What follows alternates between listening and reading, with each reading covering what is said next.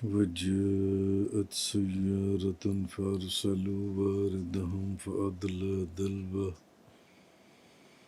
قال يا بشرى هذا غلام وأسروه بضاعة والله عليم بما يعملون۔ آج سورہ یوسف کی آیت نمبر 19 سے بیان ہے۔ اور ایک قافلہ آیا تو انہوں نے ایک پانی لانے والے کو بھیجا، پس اس نے اپنا ڈول ڈالا۔ اس نے کہا مبارک ہو، یہ ایک لڑکا ہے۔ اور انہوں نے یوسف کو مال تجارت بنا کر چھپا لیا، اور اللہ ان کے کاموں کو خوب جاننے والا ہے۔ وَشَرَوْهُ بِثَمَنٍ بَخْسٍ دَرَاهِمَ مَعْدُودَةٍ وَكَانُوا فِيهِ مِنَ الزَّاهِدِينَ۔ اور بھائیوں نے یوسف کو قافلے سے لے کر چند درہموں کے بدلے انہی کے ہاتھ بیچ دیا، اور وہ یوسف میں ویسے ہی رغبت کرنے والے نہ تھے۔ پیچھے سے آپ حضرت یوسف علیہ السلام کا سارا واقعہ سنتے چلے آ رہے ہیں۔ آج آیت نمبر 19 اور 20 سے آگے بیان ہے۔ تو حضرت ابن عباس نے بیان کیا کہ ایک قافلہ مدین سے مصر کی طرف جا رہا تھا، اور وہ راستہ بھول گیا یا بھٹک گیا، تو وہ اس علاقے میں وہ قافلہ آ گیا جہاں وہ کنواں تھا، جس کنویں کے اندر انہوں نے حضرت یوسف علیہ السلام کو پھینکا تھا۔ اور وہ کنواں ایک جنگل بیابان، ایک آبادی سے کافی دور تھا، اور اس کا پانی کڑوا تھا۔ اور تفاسیر میں آتا ہے کہ یہ حضرت یوسف علیہ السلام کی برکت تھی، کرامت تھی، معجزہ تھا، جو بھی تھا، کہ جب حضرت یوسف علیہ السلام کو اس کنویں میں پھینکا گیا، اس کنویں میں ڈالا گیا، تو اس کا کڑوا پانی جو ان سے وہ میٹھا ہو گیا، شہد کی مٹھاس میں تبدیل ہو گیا اس کا پانی جو ان سے۔ تو اب جب وہ قافلہ راستہ بھٹک کر جون سے جو مصر کی طرف جا رہا تھا، اس کنویں کی طرف آیا، تو ایک شخص کو انہوں نے کہا کہ وہ دیکھو سامنے کنویں ہے، اس میں سے پانی نکال کر لاؤ۔ تو اس نے جب، اب یوسف علیہ السلام تو اس وقت بچے تھے، تو انہوں نے جب کنویں میں ڈول ڈالا تو حضرت یوسف علیہ السلام اس کی رسی کو پکڑ کر لٹک گئے، اور اس ڈول اور اس رسی کے ذریعے جو ان سے وہ باہر آ گئے۔ اب جنہوں نے ڈول ڈالا تھا انہوں نے شور مچایا اور آپس میں ایک دوسرے کو مبارکباد دینے لگے کہ بھئی تمہیں مبارک ہو، ایک لڑکا بڑا ہی حسین و جمیل، بڑا خوبصورت لڑکا، یہ تو ہمارے ہاتھ آ گیا جن سے۔ تو اصل میں وہ اس کے حسن کی وجہ سے خوش نہیں ہو رہے تھے، وہ اس وجہ سے خوش ہو رہے تھے کہ لڑکا حسین و جمیل ہے، تو اس کی قیمت ہمیں بہت زیادہ ملے گی جب ہم اس کو بیچیں گے جن سے، تو ہمیں بہت نفع ہوگا۔ تو حضرت یوسف علیہ السلام کے بھائیوں نے جب حضرت یوسف کو کنویں میں ڈال کر، وہ تو چلے گئے تھے، تو 3 دن کے بعد انہوں نے پروگرام بنایا کہ چلو دیکھیں تو صحیح کہ جس کو ہم اندھے اور تاریک کنویں میں پھینک کر آئے تھے مارتے پیٹتے ہوئے، اس کا حال کیا، یا وہ زندہ بھی ہے یا کیا معاملات ہیں۔ تو اب جب وہاں گئے اور انہوں نے دیکھا کہ کنویں کے پاس تو ایک قافلہ رکا ہوا ہے جن سے، اور دوسرا انہوں نے دیکھا کہ قافلے کے اندر یوسف بھی تھے۔ تو ایک تو یہ کہ انہوں نے عبرانی زبان میں، کیونکہ ان کے بھائی عبرانی زبان جانتے تھے جو کہ قافلے والے نہیں جانتے ہوں گے، تو انہوں نے اس عبرانی زبان کے اندر جن سے حضرت یوسف علیہ السلام کو ان کے بھائیوں نے ڈرایا اور دھمکایا انہوں نے کہا کہ اگر اصل راز فاش کر دیا تو ہم تمہیں قتل کر دیں گے، قافلے والوں کو یہ نہ پتہ چلے کہ ہم نے تمہارے ساتھ کیا ہے۔ قافلے والوں کو انہوں نے کہا کہ یہ تو ہمارا غلام ہے اور یہ تو ہمارے پاس سے بھاگ گیا تھا، تو یہ تمہارے ہاتھ آ گیا جن سے۔ تو قافلے والوں نے پھر ان کو کہا کہ یعنی وہ سمجھ گئے کہ یہ آپس میں ایک دوسرے سے مانوس ہیں، جانتے ہیں۔ انہوں نے کہا ٹھیک ہے، پھر اس کو جن سے نا ہمارے ہاتھ فروخت کر دو جن سے۔ تو حضرت یوسف علیہ السلام کو ان کے بھائیوں نے بہت ہی تھوڑی سی رقم کے عوض میں ان قافلے والوں کے ہاتھوں میں بیچ ڈالا اور ان کی قیمت لگا دی، یہ قیمت اس کی لگے گی، اگر خریدنا ہے تو خرید لو۔ تو اب یوسف علیہ السلام یہاں پر پہلے تو بکتے ہیں اس جگہ کے اوپر، اور پھر ان کو خریدا جاتا ہے۔ اصل میں ان کے بھائی، جیسے کہ آپ پیچھے پڑھ رہے ہیں یا سمجھ آئے ہیں، کہ ان کے بھائیوں کو حضرت یوسف علیہ السلام کے وجود میں کوئی بھی دلچسپی نہیں تھی کہ وہ ہمارا بھائی ہے، نہیں، بلکہ وہ تو چاہتے یہ تھے کہ کسی طریقے سے یوسف جو ہے وہ اس علاقے سے دور چلا جائے، تاکہ ہمارے اور ہمارے باپ کے درمیان میں جو رکاوٹ ہے یا جو دوری ہے یا جو ایک معاملہ چل رہا ہے، ہم اس سے محفوظ ہو جائیں۔ یہ چیز اللہ تعالیٰ نے ان دونوں آیات کے اندر فرمائی۔ آگے فرمایا آیت نمبر 21 کے اندر، وَقَالَ الَّذِي اشْتَرَاهُ مِن مِّصْرَ لِامْرَأَتِهِ أَكْرِمِي مَثْوَاهُ عَسَىٰ أَن يَنفَعَنَا أَوْ نَتَّخِذَهُ وَلَدًا۔ اور مصر کے جس شخص نے یوسف کو قافلے سے خریدا تھا، اس نے اپنی بیوی سے کہا اس کو تعظیم و تکریم سے ٹھہراؤ، شاید یہ ہمیں فائدہ پہنچائے یا ہم اس کو بیٹا بنا لیں گے۔ وَكَذَلِكَ مَكَّنَّا لِيُوسُفَ فِي الْأَرْضِ وَلِنُعَلِّمَهُ مِن تَأْوِيلِ الْأَحَادِيثِ۔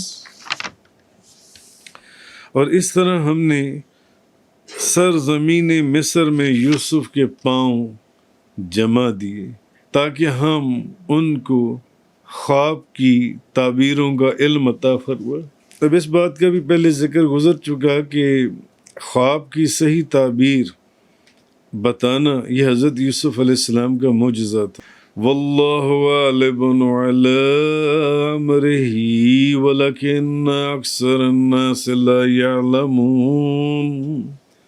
اور اللہ اپنے کام پر غالب ہے، لیکن اکثر لوگ نہیں جانتے، لوگوں کو نہیں معلوم، کچھ لوگ ایسے ہیں، مگر اللہ اپنے کام پر غالب ہے۔ تو اب مصر کے جس بندے نے حضرت یوسف علیہ السلام کو خریدا تھا وہ مصر کا بادشاہ تھا اور اس کا نام عزیز تھا، اور بعض اور کتابوں میں اس کی اور نام بھی آئی ہیں۔ تو اس نے اپنی بیوی کے لیے حضرت یوسف علیہ السلام کو خریدا تھا، تو اس نے، اور ایک قول ہے کہ اس کا نام راعیل تھا اور ایک قول ہے کہ اس کا نام زلیخا تھا۔ تو اس نے اپنی بیوی کے لیے حضرت یوسف کو خریدا تھا، جو بھی کام کاج یا جس کے لیے بھی جن سے۔ اور یہ جو عزیز جس نے حضرت یوسف علیہ السلام کو خریدا تھا، اب یہ شخص بادشاہ کے، ایک قول یہ بھی ہے کہ یہ بادشاہ تھا، ایک قول یہ بھی ہے کہ یہ بادشاہ کے خزانوں کو کنٹرول کرتا تھا، بادشاہ کے خزانوں کے اوپر اس کی ڈیوٹی تھی اس شخص کی۔ تو اس نے حضرت یوسف کو مالک بن دار سے 20 دینار میں خریدا تھا، اور کچھ سامان اس نے اور بھی دیا تھا، اور ایک قول کے مطابق اس نے اس کو حضرت یوسف علیہ السلام کو ڈائریکٹ اس قافلے والوں سے خریدا تھا، جو قافلے والے حضرت یوسف علیہ السلام کو، جنہوں نے کنویں سے نکالا تھا، اور پھر ان کے بھائیوں نے ان قافلے والوں کے ہاتھوں حضرت یوسف علیہ السلام کو بیچا تھا۔ اور ایک قول یہ ہے کہ قافلے والوں نے حضرت یوسف علیہ السلام کی قیمت بڑھا دی تھی، جب انہوں نے دیکھا کہ اب اس کے بیچنے والے بھی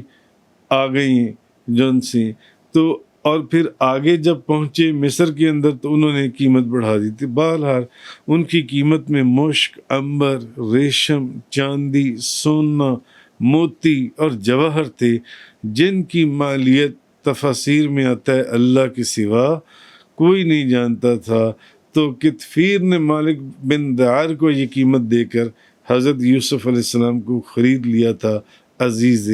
مصر نے، جس کا ذکر آپ کتابوں کے اندر سنتے ہیں۔ اب عزیز مصر نے اپنی اہلیہ سے کہا، اس نے کہا کہ یوسف یعنی یوسف کا خیال رکھو، اس کی تعظیم کرو، اس کی تکریم کرو، اور اس کی رہائش کا بندوبست کرو، کیونکہ حسن اور جمال کے اندر ان کا کوئی جواب نہیں تھا، اور ان کو اچھا کھانا کھلاؤ، ان کو اچھے کپڑے پہناؤ، شاید یہ ہمارے کسی کام آئے، یا پھر ہم اس کو اپنا بیٹا بنا لیں۔ تو حضرت عبداللہ بن مسعود رضی اللہ تعالی عنہ آپ فرماتے ہیں کہ 3 بندے ایسے ہیں جن 3 بندوں میں اچھی فراست کا ظہور ہوا، یعنی جن کو اچھی فراست اللہ نے عطا فرمائی ہوئی تھی۔ 3 بندے حضرت عبداللہ بن مسعود فرماتے ہیں ایک ان میں پہلا بندہ تو عزیز مصر ہے کہ جس نے حضرت یوسف علیہ السلام کے چہرے کے اندر وہ سعادت کے انوار یا اللہ کا نور اس نے دیکھا، اور اس نے ان کے چہرے کو دیکھ کر کے یہ مبارک چہرہ ہے، انہوں نے کہا کہ یہ چہرہ ہمیں فائدہ پہنچائے گا، تو یا ہم اس کو اپنا بیٹا بنا لیں گے۔ اور حضرت عبداللہ بن مسعود فرماتے ہیں کہ جو 3 لوگوں کو اللہ تعالیٰ نے اچھی فراست عطا فرمائی، جو اچھی فراست کا ظہور جن لوگوں کے اندر ہوا، جو دوسری حضرت شعیب علیہ السلام کی بیٹی تھی، جنہوں نے حضرت موسیٰ علیہ السلام میں شرافت کے آثار، ان کے چہرے میں، ان کے وجود میں بزرگی کے آثار دیکھ کر اپنے والد سے یہ کہا تھا، جس کا ذکر سورۃ القصص میں آئے گا کہ اے ابا جان، آپ انہیں اجرت پر رکھ لیں، حضرت موسیٰ علیہ السلام کو، بے شک جن کو آپ اجرت پر رکھیں ان میں بہترین شخص وہ ہے جو طاقتور اور ایماندار ہو۔ یعنی ایک عزیز مصر نے حضرت یوسف کے چہرے میں وہ جو بزرگی دیکھی، دوسری حضرت شعیب علیہ السلام کی بیٹی تھیں جنہوں نے حضرت موسیٰ علیہ السلام میں شرافت اور بزرگی ان کے وجود میں دیکھی، انہوں نے اپنے والد کو کہا، اور تیسرے شخص حضرت عبداللہ بن مسعود فرماتے ہیں حضرت ابو بکر صدیق تھے، جنہوں نے حضرت عمر فاروق میں جب یہ چیز دیکھی کہ ان میں حکمرانی کی صلاحیت موجود ہے، تو انہوں نے اپنے بعد حضرت عمر فاروق کو اپنی جگہ پر خلیفہ نامزد کر دیا۔ تو انہوں نے بھی اپنی فراست سے، حضرت ابو بکر صدیق نے، کہ حضرت عمر فاروق کے اندر وہ تمام صلاحیتیں موجود ہیں جو اس وقت خلیفۃ المسلمین یا خلفائے راشدین یہ جو چلتے ہیں ان کے اندر وہ صلاحیتیں موجود ہیں، انہوں نے ان کو اپنا خلیفہ پہلے ہی نومینیٹ کر دیا۔ اور اس طرح حضرت شعیب علیہ السلام کی جو بیٹی تھی، انہوں نے حضرت موسیٰ علیہ السلام کے متعلق، اور عزیز مصر نے جون سا ہے حضرت یوسف علیہ السلام کے چہرے کے اندر وہ انوار دیکھے، تو انہوں نے یہ بات کہی جون سی ہے۔ بہرحال اللہ تعالیٰ آگے فرمایا گیا اس آیت کے اندر کہ اللہ تعالیٰ اپنے حکم کو نافذ کرنے پر غالب ہے، کیونکہ اللہ تعالیٰ جس چیز کا ارادہ فرماتا ہے اس کو کر گزرتا ہے۔ آسمان اور زمین میں کوئی اس کی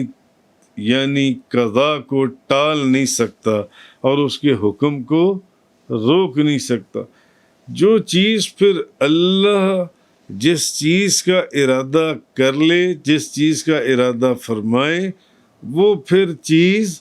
ہو جاتی ہے، وہ کر گزرتا ہے۔ زمین اور آسمان کی کوئی چیز اللہ کے اس حکم کو روک نہیں سکتی، اور نہ اس کے حکم کو روکا جا سکتا ہے۔ تو اب اصل میں تو یہ تھا کہ ان کے بھائیوں نے حضرت یوسف علیہ السلام کو ہر طرح کی برائی اور ہر طرح کی تکلیف اور ہر طرح کی مصیبت پہنچانے کی انہوں نے کوشش کی، مگر اللہ تعالیٰ حضرت یوسف علیہ السلام کے متعلق کچھ اور ہی ارادہ کر چکا ہوا تھا، اور پھر وہی ہوا جو اللہ تعالیٰ کا ارادہ تھا اور اس کی تدبیر کے مطابق تھا۔ مگر کچھ لوگ ایسے ہیں جو یہ بات سمجھتے ہی نہیں ہیں